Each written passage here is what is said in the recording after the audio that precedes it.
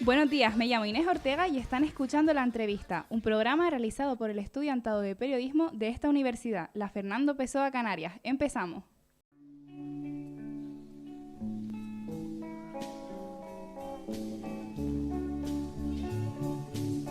Ladies and gentlemen, this next song comes from Tanzania. Pues con Malaika, esta canción de Miriam Makeba, empezamos nuestro programa de hoy, ya que nuestro invitado se siente muy cómodo con esta música. Buenos días, Calixto Herrero, bienvenido a este estudio. Muchísimas gracias, Inés.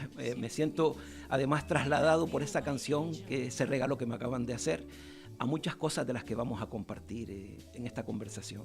Y me ha dicho usted que esta canción significa My Angel, ¿no? Sí, My Angel, My Laika significa, es una canción que me lleva a chicos migrantes, me lleva a alguno especial como Gidi Yalou, que lo nombro, que es un chico que está ahora mismo en San Juan de Dios, y tras una odisea enorme que vino de Gambia, pues ha tenido pues un accidente, ha quedado tetrapléjico, y esta canción nos une y compartimos muchas cosas. Muy emotivo. Bueno, Calixto Herrera es psicopedagogo, impulsor del proyecto Orugas y Mariposas de Colores en los pupitres de nuestras escuelas y condecorado con la Medalla de Oro de Canarias 2025 y la Medalla al Orden al Mérito Civil de la Casa Real en 2024. Gran trabajo, todo lo que conocemos de ti hasta ahora y lo que vamos a conocer más en esta entrevista. Y hoy te ha quedado bastante cerquita, ¿no? Del estudio que usted aquí del norte. Cerquita, no te puedes ni imaginar, es que todo ha sido hoy una suma de casualidades, porque yo nací hace 65 años en la Atalaya de Guía, y viendo ahora mismo el pico de la Atalaya en este día me trasladó a muchos recuerdos. Mi primer duelo, Inés, fue precisamente con 4 años cuando me trasladaron. Yo me crié en medio de plataneras y me llevaron a Las Palmas, a un barrio pelado, y lloré mucho. ¿Y cree usted que eso a lo mejor es lo que ha impulsado que se dedique a ayudar a los demás niños, sobre todo adolescentes, en procesos de duelo como el que pudo pasar usted? Es una pregunta que muchas veces me la he hecho yo, que me ha movido a meterme por todo lo que significa ese torrente que es el acompañamiento en situaciones de muerte, de pérdida. Por supuesto, lo primero que conecté fue con eso, una pérdida de un entorno, una especie de duelo, una solastalgia, por echar de menos aquel entorno donde yo nací, todo lo que significaba, y después con el tiempo todo eso te ayuda a ir desarrollando esa capacidad, esa empatía para conectar con los sufrimientos y los dolores que tenemos en el entorno, que a veces no se escuchan. Bueno, ahora dentro de poquito ya nos vamos a meter más en el tema de pues todo eso, ¿no? La psicología del duelo, ese acompañamiento, pero me gustaría primero todo que nos dijeras qué es un psicopedagogo, cuál es su función. Muy buena pregunta, porque ahí se mezcla, es algo complejo. En una persona, un psicopedagogo, pues ahí hay muchas disciplinas, muchas miradas que se mezclan. Está el ámbito de la psicología, está el ámbito de la pedagogía, pero no es suficiente. Todo eso que aprendes en la universidad, te das cuenta que después tiene que pasar por el tamiz de las miradas de las personas, el entorno, lo cotidiano, porque te dan herramientas, pero no basta sencillamente con la técnica, con las estrategias. Hay que después desarrollar esa capacidad para aterrizar y saber mirar los ojos de la persona que tienes delante. Claro, sobre todo porque la universidad te puede enseñar toda la parte teórica, pero al final cada persona es un mundo, cada psicología de cada persona es que lo que usted dice, que la experiencia es lo que va a hacer al final que se curta en este tema. Y esa escuela cotidiana de la vida, que siempre está en diálogo, la escuela está en constante diálogo con el alma del mundo, y están entrando constantemente temáticas, como ahora mismo tenemos pues el dolor de la migración, que lo tenemos, o el tema de la conducta suicida, que también preocupa. En definitiva, esa asignatura que llamamos humanidad, dolor, pérdida. Bueno, justamente hablando de dolor y pérdida, hemos mencionado antes que usted es el impulsor de Orugas y Mariposas, entonces me gustaría un poco que nos contase de qué va esto, cómo surge esta iniciativa. Muy bien, tenemos que remontarnos a la década, exactamente en el año 2013, en la Consejería de Educación yo llevaba trabajando la temática de la muerte, pero de una manera informal, dentro de lo que llamábamos la Red Canaria de Escuelas Promotoras de Salud. Constantemente nos estábamos encontrando con situaciones de muerte. La muerte se presentaba en el aula con todos los rostros, desde accidentes, desde suicidios, desde enfermedades, hasta asesinatos. Este tipo de situaciones están ahí, no en las películas. Y en el 2013 se dieron las condiciones para que surgiera un proyecto Recuerdo que los que gobernaban en aquel momento me dijeron, mira, vamos a implementar un proyecto, ponle un nombre. Y ahí surgió Orugas y Mariposas de Colores en los pupitres de nuestra escuela. Que Inés, si analizas cada palabra, son palabras que hemos cogido prestadas de una de las pioneras en el mundo de la tanatología, que era Elizabeth Kubler-Ross, que utilizaba la mariposa como símbolo de la transformación. Y desde ahí empezamos a trabajar pues toda esta temática con las comunidades educativas canarias, que después se ha ido pues desarrollando como un árbol. Claro, es que usted ha dicho que justamente que vieron esa falta de este proyecto porque pues las pérdidas de los niños, accidentes familiares. Entonces, hasta ese momento, ¿cómo se había tratado ese tema? Es una buena pregunta porque ese nos lleva al referente de la pedagogía.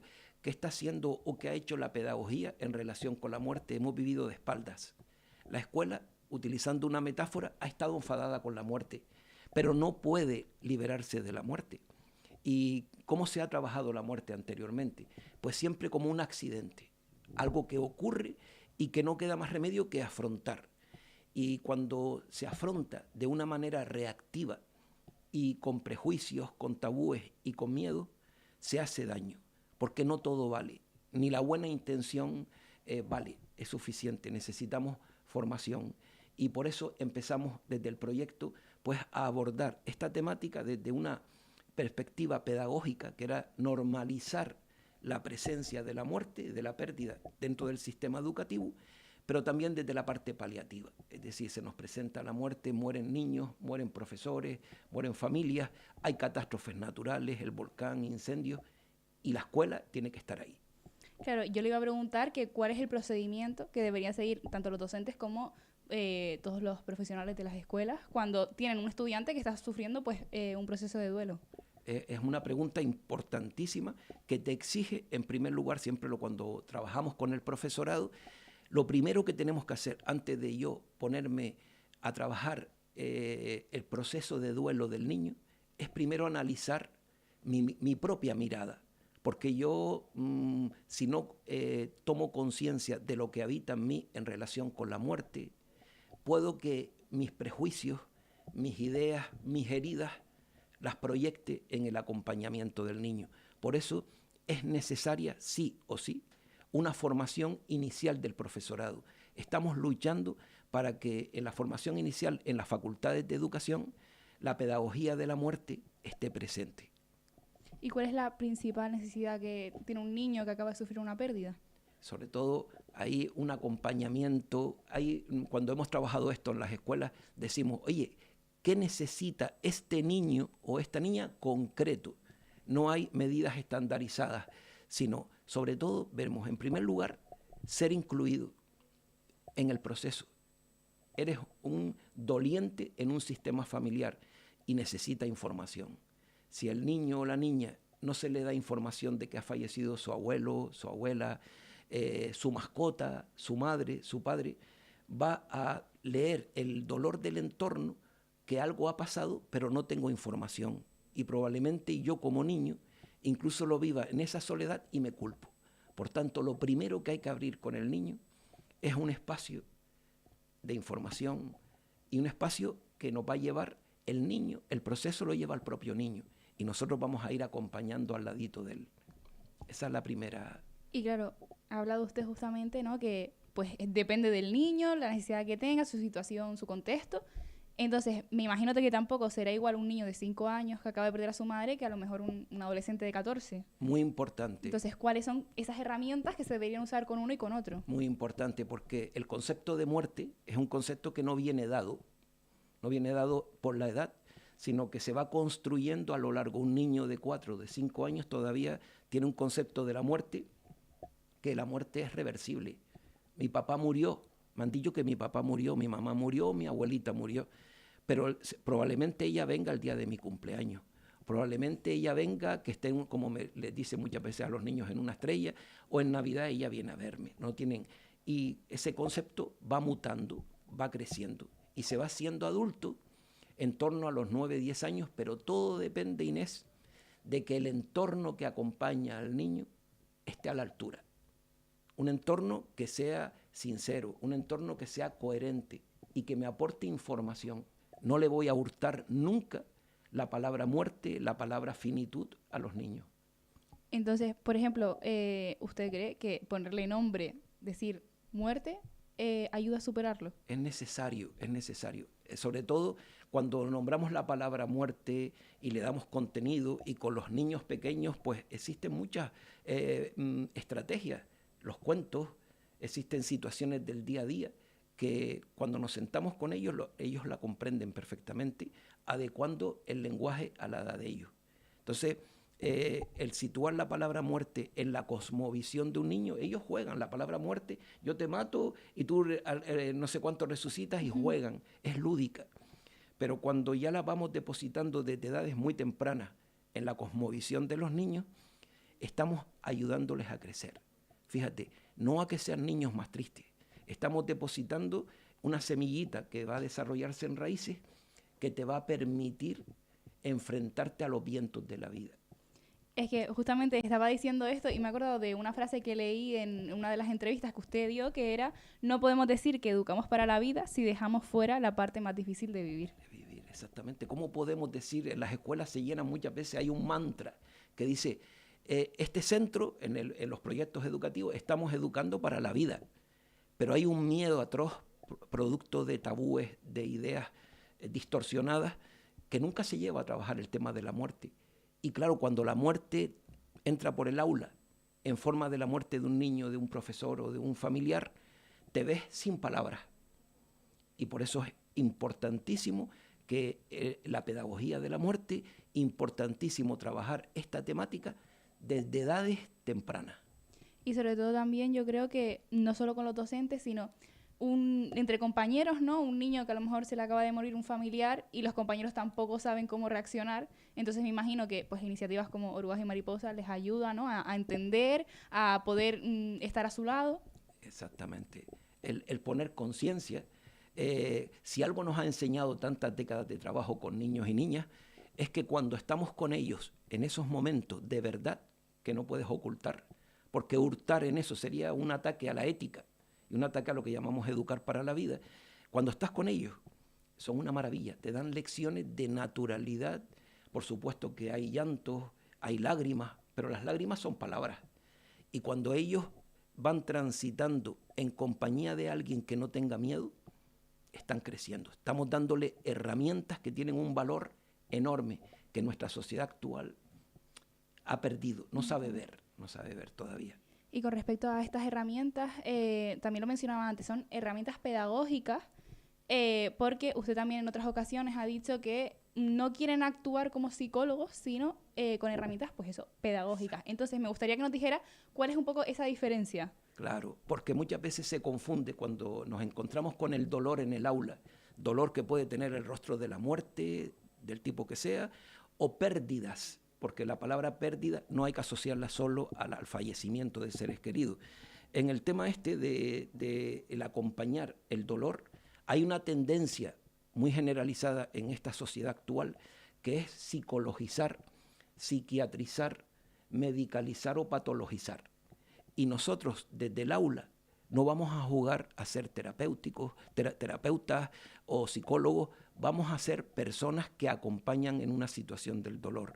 El duelo, cuando se te presenta en forma de muerte de un ser querido, lo que requiere son un entorno que me dé permiso, un entorno que me acompañe, que me dé seguridad. Después ya vamos viendo en ese proceso si es necesario recurrir a una figura especializada. Por eso nosotros desde el proyecto hablábamos de acompañamiento, no de intervención terapéutica. Porque usted, por ejemplo, cree también que si es desde una perspectiva psicológica, es como que va más al grano, más rápido, y desde la pedagógica se debe extender más en el tiempo. Por supuesto que la psicología nota claves importantísimos y que los profesionales de la psicología son fundamentales en el camino, pero en el camino hay muchos momentos y en los momentos iniciales el niño, salvo situaciones muy traumáticas, lo que va a necesitar son las personas que son referentes afectivos para mí. Mi tutor, mi tutora, mi maestro, mi maestra, mi familia. Si esa familia, ese entorno que acompaña, cuenta con herramientas, con información adecuada, va a ser un acompañamiento maravilloso. Salvo que al final, pues, el niño necesite en el tiempo otro tipo, insisto con esto, otro tipo de apoyo más especializado. Pero en principio, lo que el niño o la niña necesita es un entorno que sepa estar a la altura, Inés. Bueno, dejando un poco a un lado Orugas y Mariposas, que la verdad que es una iniciativa maravillosa, usted también es coordinador de Migraciones y Odisías de Colores en Escuelas Públicas, que es lo que tengo entendido que está usted pues más metido ahora. Entonces me gustaría también que nos hablaras un poco de esto, cuál es el principal objetivo, de qué se trata. Muy bien.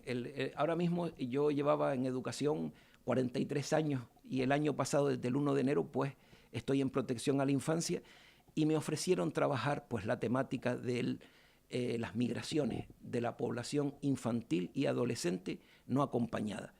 Los planteamientos que hablabas antes de Orugas y Mariposas, herramientas de acompañamiento, lo hemos trasladado también a este proyecto, pero desde una mirada transcultural. Es decir, no es aplicar de manera automática lo que sabemos de la parte de la educación de las emociones, directamente a una experiencia que nos trae un chico de Gambia, de Mali, que nos llega a nuestras costas. El objetivo es ofrecer herramientas a las escuelas, a los entornos donde recibimos a este tipo de niños y adolescentes, para saber acogerlos, nada más y nada menos, porque estamos acostumbrados a recibir, pero no acoger, y es una diferencia importante. Y es que realmente también los migrantes están pasando por un proceso de duelo porque pierden su cultura, como usted ha dicho, su idioma, las familiares, las personas en el trayecto también. Exactamente, Inés.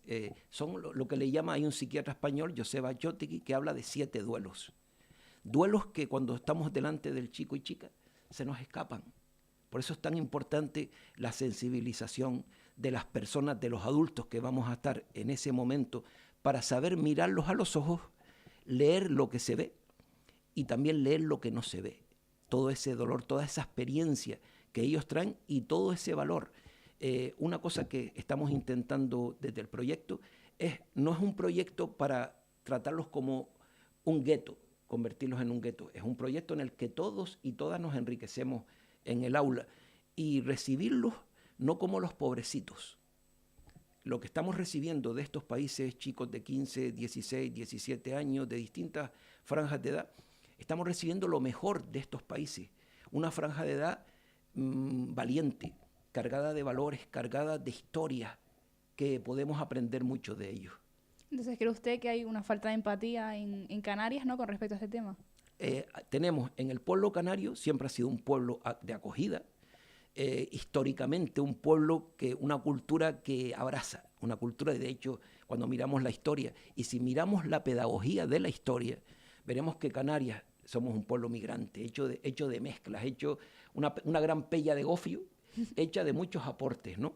Pero algo ha pasado en la segunda mitad de la década de los 90, en donde el discurso, las narrativas que empezaron a salir en los medios de comunicación, empezaban a construir a esas personas que nos llegan en una situación muy vulnerable como otros. Y aparecen las narrativas que en la actualidad tenemos que hablar de racismo. Y ahí, por eso es tan importante, y yo agradezco mucho a este programa, el ir sembrando semillitas de conciencia.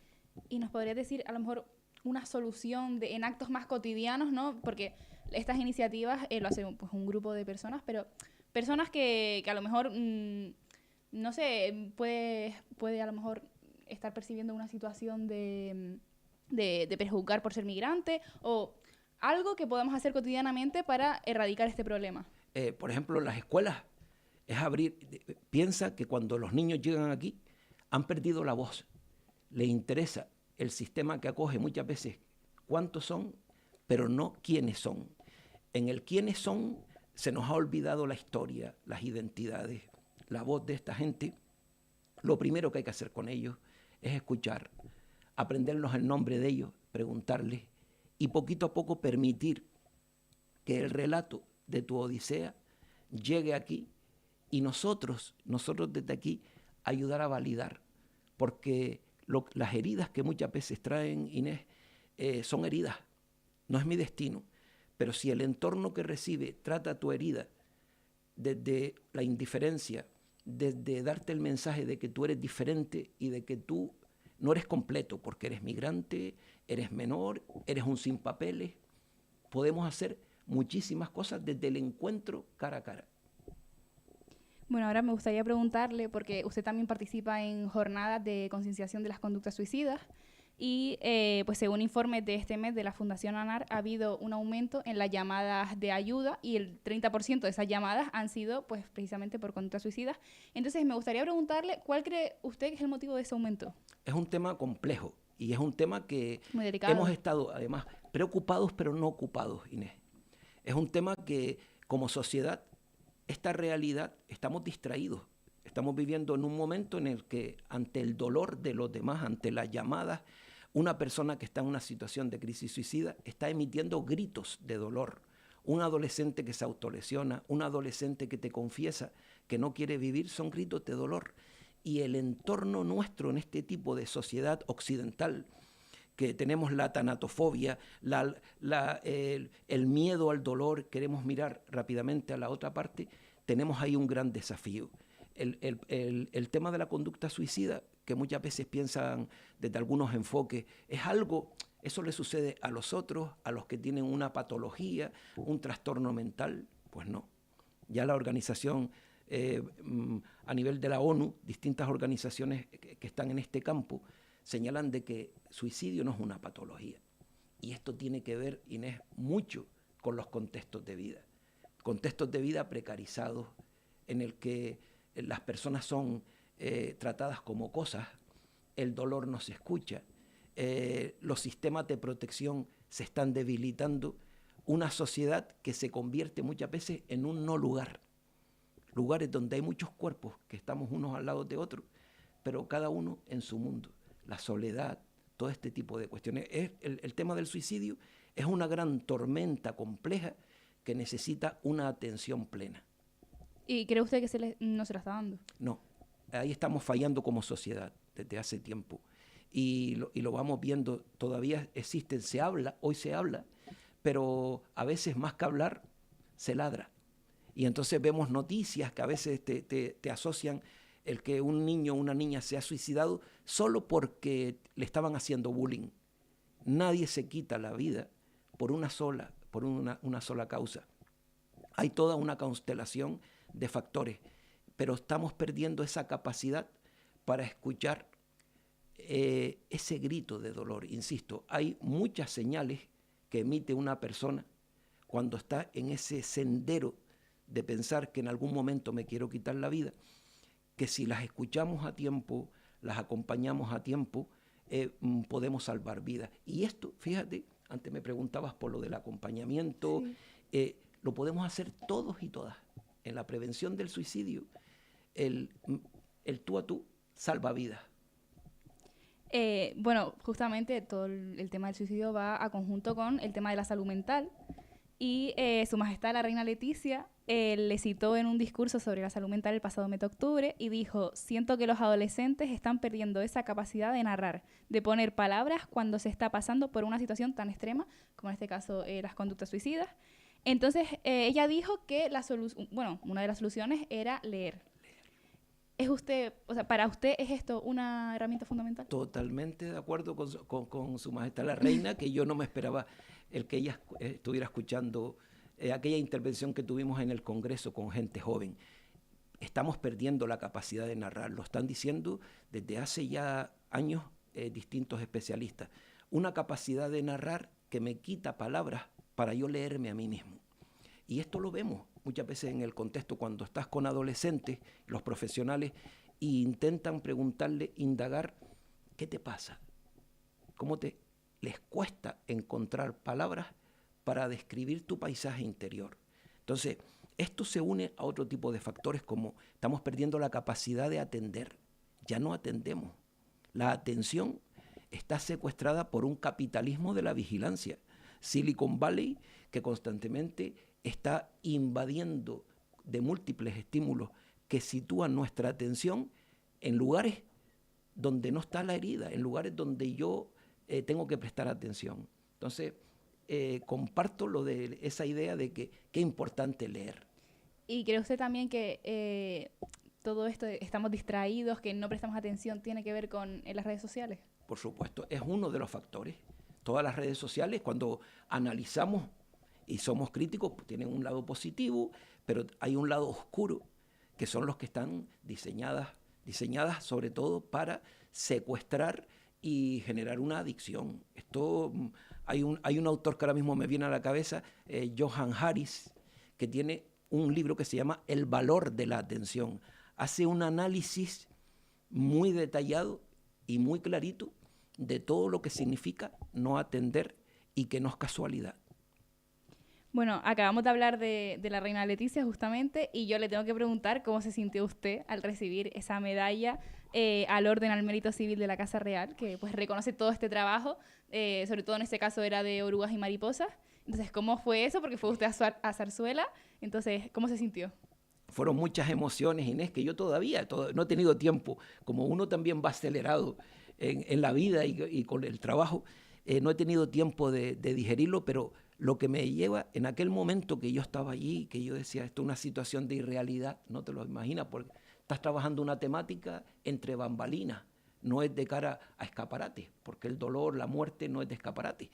Y estando allí junto a los reyes, lo que sentí fue tanta gente que ya no estaba conmigo. Sentí a mi madre que había fallecido, sentí a toda mi familia y a tantos niños y familias que hemos ido perdiendo en el camino, los sentí detrás de mí, porque yo decía que me temblaban las piernas, pero los sentí detrás de mí. Fue lo que me vino.